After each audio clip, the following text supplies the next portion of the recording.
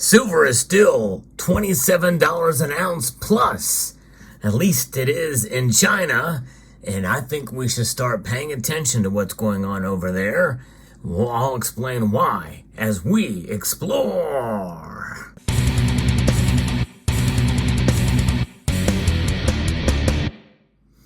There's a lot of activity happening around the world, and what we are witnessing now, or potentially could be, at least according to some of the movements that I've been tracking from people who pay attention to these types of things, it appears there is an arbitrage in effect, and that is means that we could see a squeeze from the west into the east. It is interesting. The Shanghai Gold Exchange is reporting silver's price moving in an upwards direction and staying there. It's pretty remarkable and amazing to see that this has happened on a fairly consistent basis over the last couple of weeks here.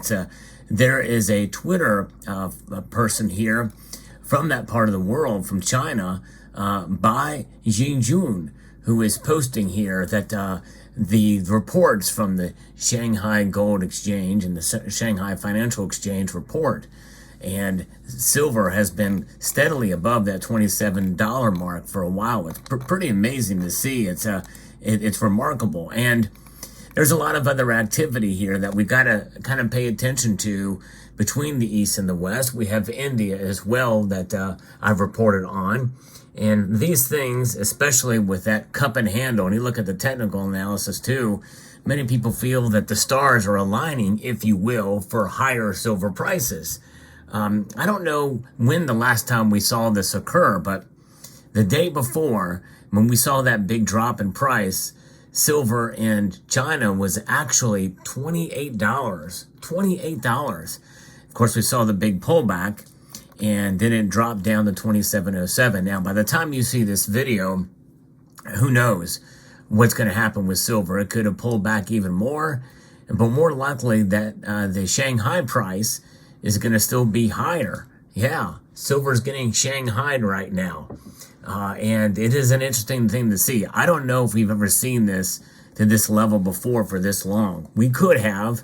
If anybody knows, I'd be curious to see if anybody here tracks the market in Asia and what the silver price is there, at least on those numbers. Now, if you go to look up the silver price in China, the spot price, it's still going back and forth and staying where it is. In fact, we do a market watch every Sunday night on this channel. And when the Asian markets open, well, that's spot price. This is not the market, the report from the contract price from the market, the Shanghai Gold Exchange. These are different numbers, but they're higher, which means that there's got to be, this difference is going to be trying to balance itself out.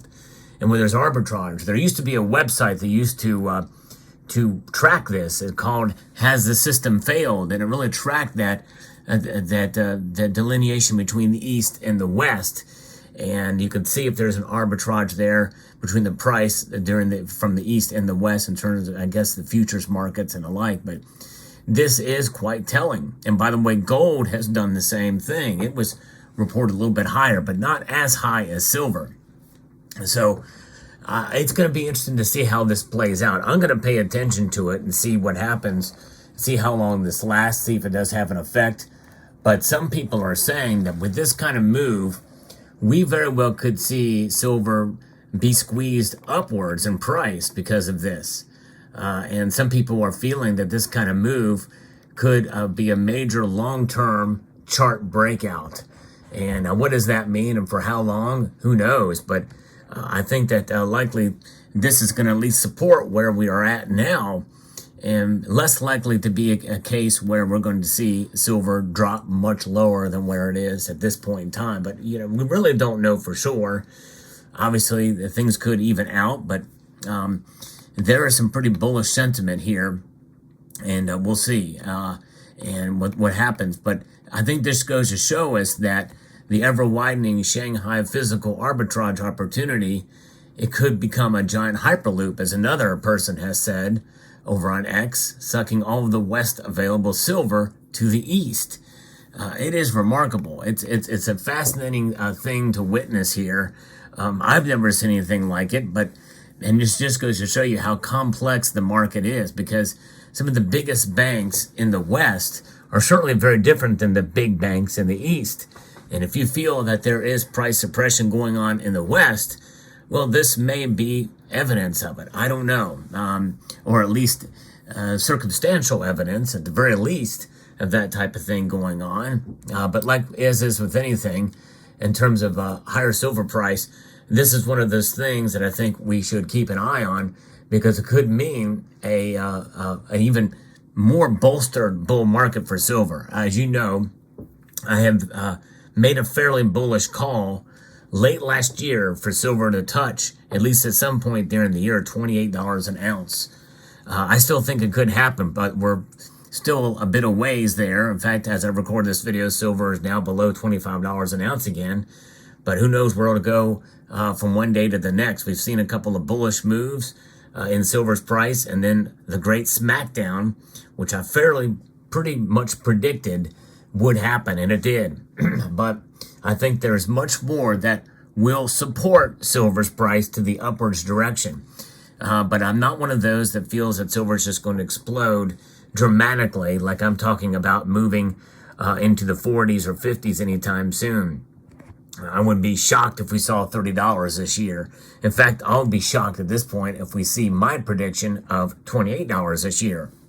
I like to be as realistic as I can about silver, not have too much expectations for it in terms of its price performance in any given year. However, with that being said, I want to be open-minded to the possibility that things like this that are occurring in the East and other factors that could have a dramatic impact on silver's price could send it up soaring for a time, especially if you have 2 or 3 things that happen in conjunction with each other that could just cause it to go parabolic. That is a possibility. Yeah, you heard right on this channel. Believe it or not, I'm open-minded to that possibility too. It could happen. But I don't expect it to happen, and I don't think you should either. I think we should be realistic about silver. Why? Well, because look at the past. There's a lot of people that have been saying that silver should go up because of this or that. But I don't think we've ever seen a time such as now where we've seen so many things that are at the precipice that could send it in an upwardly direction. So what does that mean for silver's price when we pay attention to it in China? What could happen? Well, if there's an influx from the west to the east, especially what we're seeing in India, and maybe even for China, for some of their products that they're making over there, in spite of their deflationary crisis that's occurring now, there's still a lot of demand. Well, we could very well see maybe $30 silver in 2025. I don't know. I think that's quite a possibility, and maybe even have that sustained. I do think we are entering into a new phase for silver, but people are frustrated because of the fluctuation of price. It moves up and then it gets knocked down. But you'll notice that it has not been knocked down as much as it has been in the past, which means that we're seeing higher lows for silver, greater support for the price. I think with that being said, we should celebrate these small victories for silver. No question we should, because in the end, what is silver about for us as we hold it? It's a savings vehicle. It is money itself, even though it is seen also as an industrial commodity. It is commodity money. And when we think about that, we don't think about our savings as losing money. But the reality is, you take this dollar bill and you just place these in a general savings account, you're losing money, because this is losing value and just in a savings vehicle. You want to make this work for you, which typically means that you're going to put it into a money market or a CD or something to that effect, so that you can at least preserve your purchasing power by at least some measure. And silver should be the same thing. We should look at silver as an asset that will preserve its the purchasing power of the metal itself. And that's going to be tricky, because it involves a long-term strategy of dollar cost averaging at the least.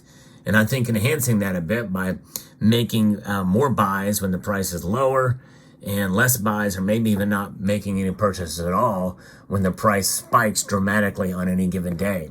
So there you have it. It'd be very interesting thing to watch with the Asian markets. If you enjoyed content like this where I provide some analysis in the precious metal space, including silver, I hope you will consider pressing that like button down below. If you haven't already, I hope you will consider subscribing to the channel if you find value in the content that I provide here. So with that being said, I want to extend a multitude of gratitude to each and every one of you for taking the time to watch, and to encourage you to please rate, share, comment, and subscribe.